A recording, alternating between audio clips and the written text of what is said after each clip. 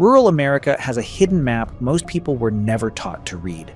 Beyond the fields, back roads, church steeples, and fading main streets, there were towns built from defiance. Places founded by black families who had already survived slavery, segregation, violence, and betrayal, yet still chose to build. They bought land when power tried to keep them landless. They opened schools when education was being denied. They formed governments when citizenship was treated like a threat. Some became thriving centers of black independence. Others were nearly erased by time. But their legacy still stands, written into the soil America tried to make them disappear from. 14. Langston, Oklahoma.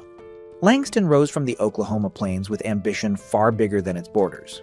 Founded in 1890 by Edward P. McCabe, a former Kansas state auditor and one of the most ambitious black leaders of his generation, the town carried a dream far larger than a few streets and storefronts. McCabe imagined a place where black families could own land, control local government, build businesses, educate their children, and create a future outside the daily machinery of racial exclusion. In its early years, Langston became a symbol of organized black independence. Churches formed the moral center. Schools gave children a path forward. Stores and local institutions gave residents the dignity of building within their own community, instead of depending on people who wanted them pushed aside. Then came the institution that secured Langston's place in history. Langston University, established in 1897 as Oklahoma's historically black land-grant university. Many black-founded towns struggled as migration, drought, and economic pressure drained their populations. Langston survived differently. Its university became more than a campus. It became the town's anchor, its engine, and its living memory. Langston's power is not in its size. It is in the fact that a black freedom dream on the plains refused to disappear quietly. 13. New Philadelphia, Illinois.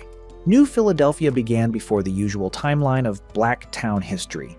Before Reconstruction, before many famous freedom settlements appeared on the map, Frank McWhorter, a formerly enslaved man from Kentucky, founded this Illinois frontier town in 1836.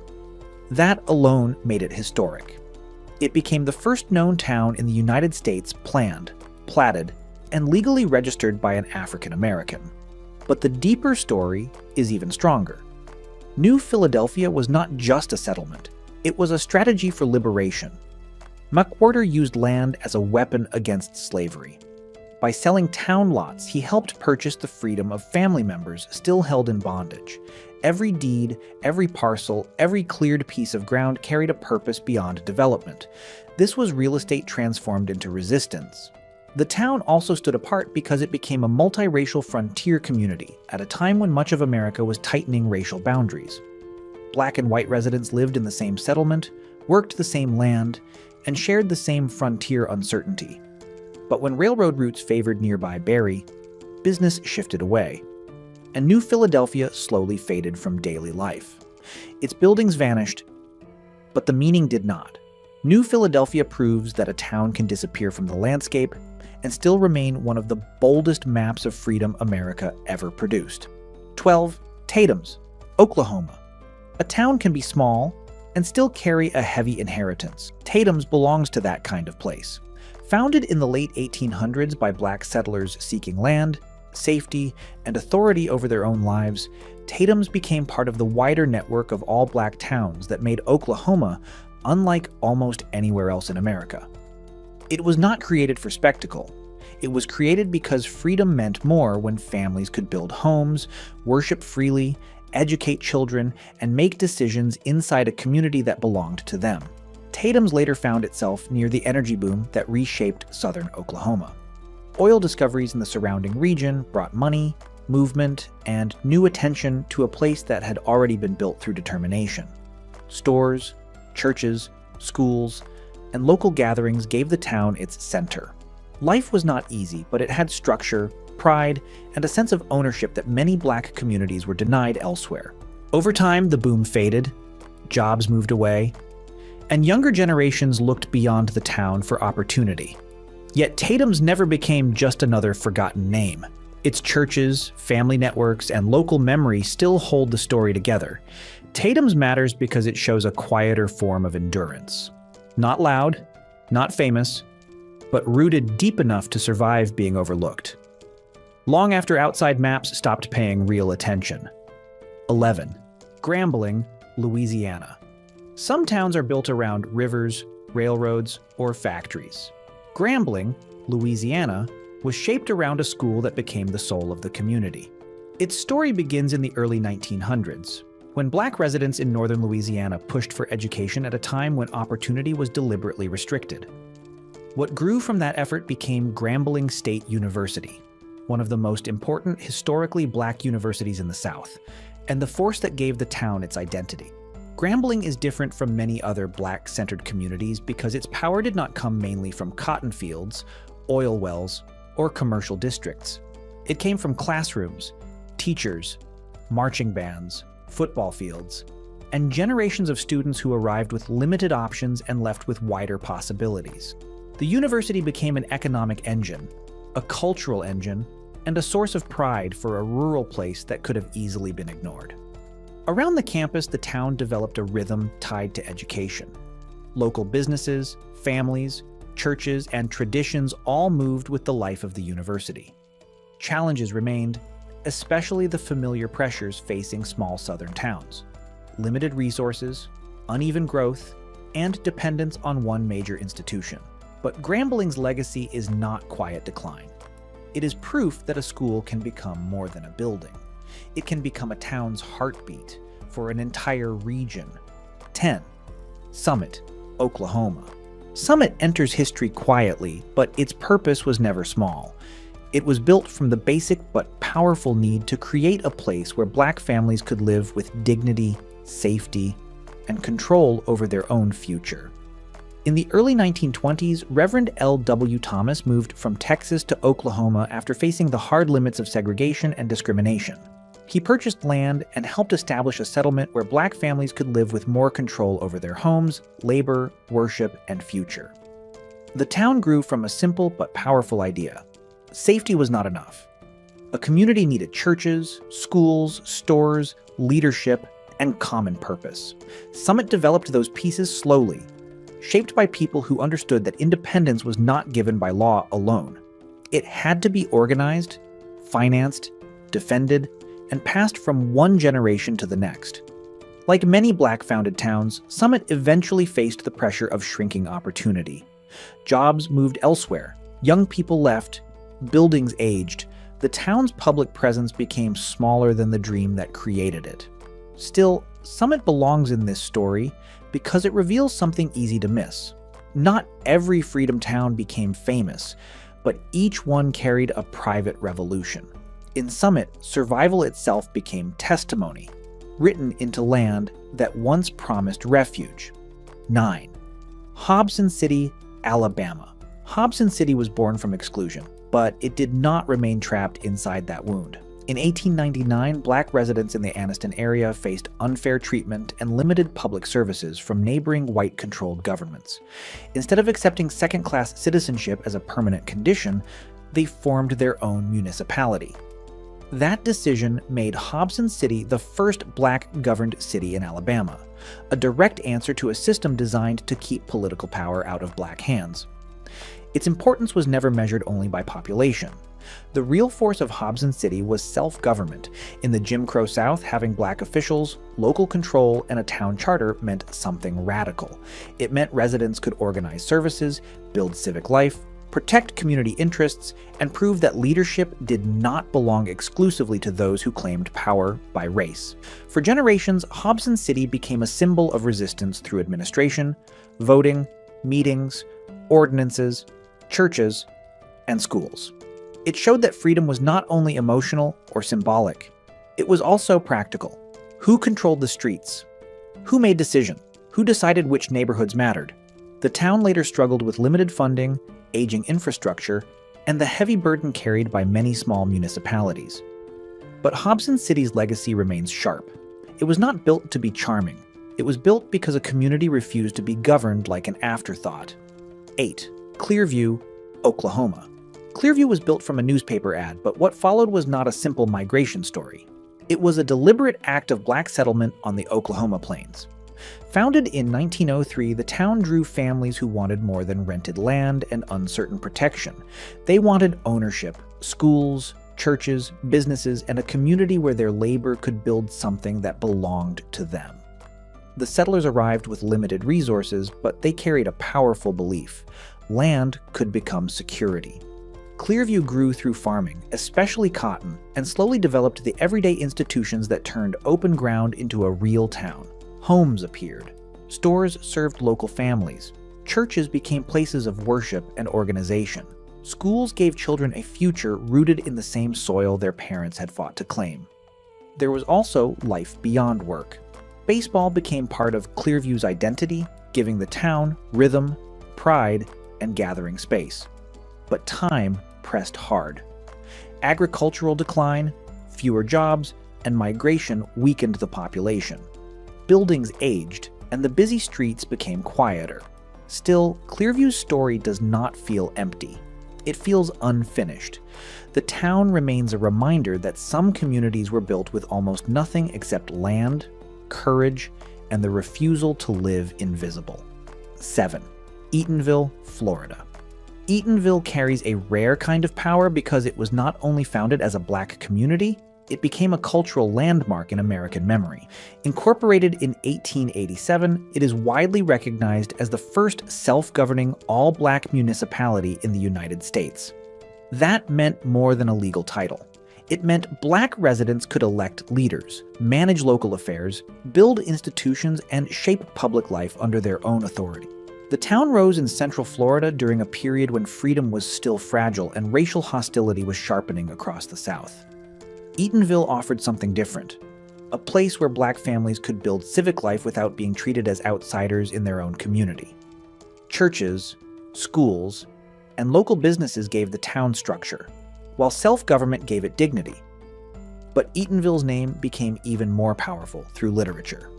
Zora Neale Hurston, one of the most important writers of the Harlem Renaissance, grew up connected to Eatonville and carried its voice into her work. Through her writing, the town became more than a location. It became a living portrait of Black speech, folklore, humor, memory, and imagination. Growth pressures and development have challenged Eatonville's identity, but its meaning remains protected by culture. Eatonville is proof that a small town can become a national landmark when its people control their own story.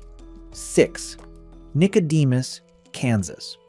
Out on the Kansas plains, Nicodemus began with a promise that was almost impossible to measure from the outside. In 1877, formerly enslaved families from Kentucky traveled west searching for land, safety, and a future that would not be controlled by the old plantation order. What they found was not comfort. It was open prairie, harsh weather, isolation, and the brutal reality of building a town from almost nothing. Still, Nicodemus became one of the most important Black settlements in the American West. Its residents built homes from the land, organized churches, opened schools, and created a civic life where freedom had structure. This was not escape alone. It was ownership. It was government. It was community built mile by mile in a place where survival demanded discipline. The early years were difficult. Food was limited, money was scarce, and the environment tested every family that stayed. Later, railroad routes bypassed the settlement, cutting off the kind of growth that could have transformed its future.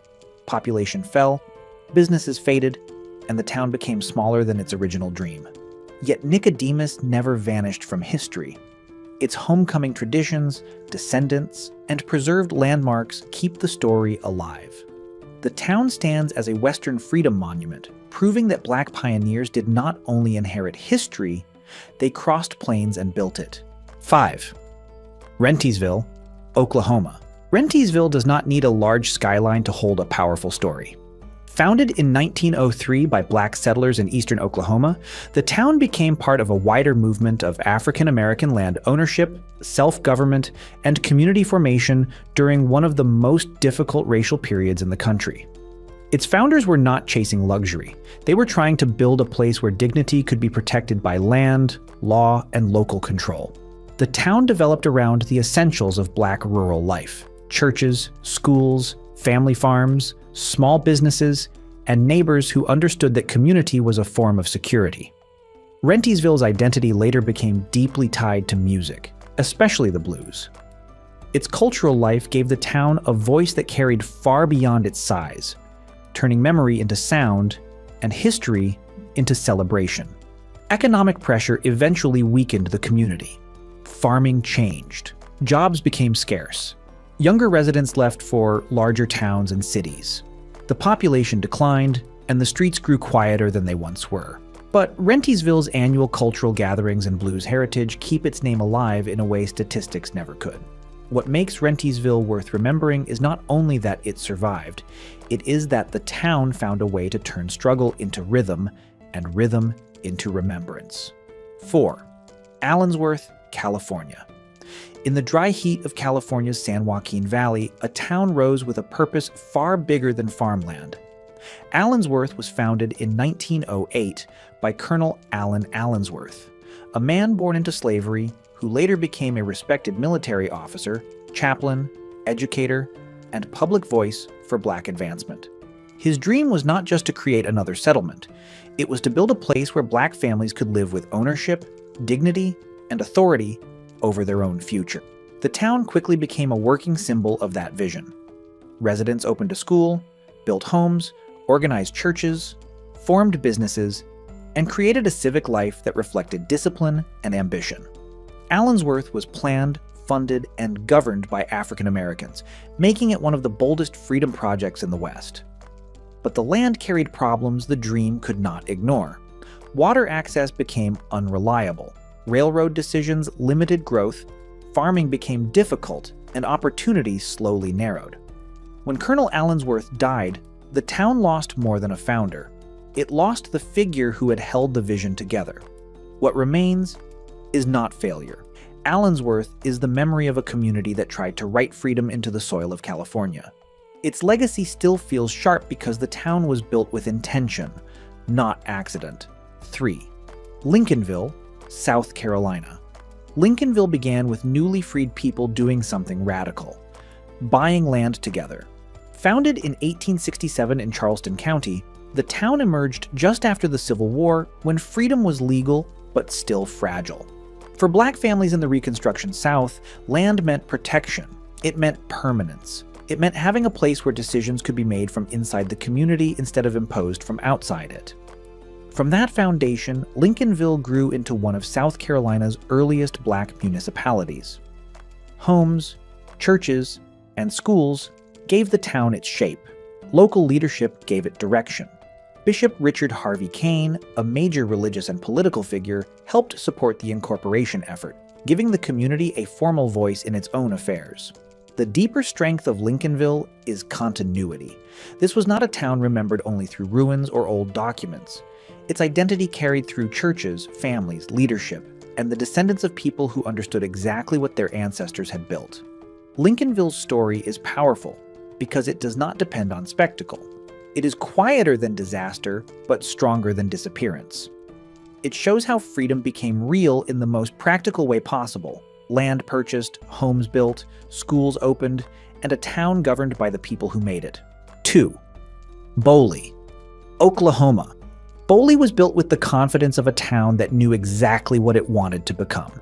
Founded in 1903, it grew into one of the most important Black-governed communities in Oklahoma, a place where African Americans did not simply settle on land, they organized power. Streets filled with stores. Banks handled local money. A newspaper carried local voices. Schools trained children for a future their parents had fought to secure. The town's rise was tied to agriculture, especially cotton, but its real strength came from control. In Boley, Black residents could own businesses, elect officials, run institutions, worship freely, and participate in civic life without being pushed to the margins. That made the town more than a rural settlement. It became a working model of independence during an era built to limit Black ambition. Prosperity did not protect Boley forever. The Great Depression damaged the cotton economy. Jobs shifted. Families moved away, businesses closed, and the busy center of town lost much of its old movement. What had once felt like a bold answer to segregation became smaller, quieter, and harder to maintain. Yet Boley never lost its symbolic force. Its rodeo, historic buildings, and community memory still point back to a time when Black self-determination had bank doors, schoolhouses, elected offices, and crowded streets. Boley matters because it shows what happens when a community stops waiting for permission and starts building power with its own hands. Number 1. Mound Bayou, Mississippi. Mound Bayou stands at the top of this story because few towns carried the idea of Black independence with such clarity. Founded in 1887 in the Mississippi Delta by Isaiah T. Montgomery and Benjamin Green, both formerly enslaved, it rose in a region where freedom was constantly under attack. Jim Crow was tightening. Violence and economic control shaped daily life. Yet in that hostile landscape, Mound Bayou became a place where Black families could own land, lead institutions, run businesses, and govern themselves. Its ambition was not small. Mound Bayou developed schools, churches, newspapers, banks, farms, fraternal organizations, and medical services at a time when African Americans were often denied basic access elsewhere. The town became a refuge, but also something stronger, a public demonstration that Black civic life could thrive when protected by land, leadership, and collective discipline. The power of Mound Bayou came from structure. Freedom had offices, freedom had classrooms, freedom had clinics, freedom had elected leaders and business owners who understood that survival required more than hope. It required systems. The town later faced the same forces that weakened many rural communities: migration, limited investment, economic decline, and population loss. But Mound Bayou still carries a rare historic weight. It is not remembered only because it survived. It is remembered because it turned a piece of Delta land into one of the boldest declarations of Black self-rule America has ever seen.